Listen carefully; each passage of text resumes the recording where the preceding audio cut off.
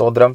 பல பேரை பார்த்தோம் அப்படின்னா, தன்னுடைய பெற்றோருடைய வார்த்தைகள், தனக்கு முன்னோடியாக இருக்கிறவருடைய வார்த்தைகள், ஈவன் சொல்ல வேண்டுமானால் பெற்றோருடைய வார்த்தைகள், ஆசிரியருடைய வார்த்தைகள், தனக்கு அதிகாரியாக இருக்கிற வார்த்தைகள், வயதில் மூத்தவருடைய வார்த்தைகள், இதெல்லாம் மதிக்கவே மாட்டார்கள்.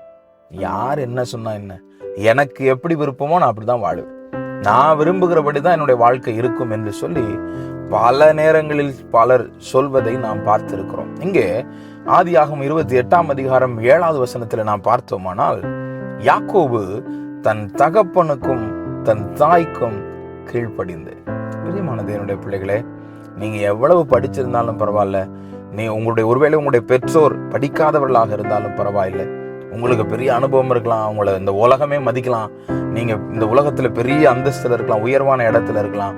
ஆனால் ஒன்றை அறிந்து கொள்ளுங்கள், நீங்கள் உங்களுடைய பெற்றோருக்கு கீழ்ப்படிய வேண்டும், உங்களுடைய முன்னோருக்கு நீங்கள் கீழ்ப்படிய வேண்டும், உங்களுடைய அதிகாரிக்கு கீழ்ப்படிய வேண்டும்.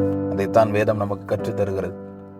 பிரியமான தேவனுடைய பிள்ளைகளே, ஒருபோதும் உங்களுடைய தாயின் வார்த்தைகளையோ உங்களுடைய தகப்பனின் வார்த்தைகளையோ உதாசீனப்படுத்தாதீர்கள், நிராகரிக்காதீர்கள்.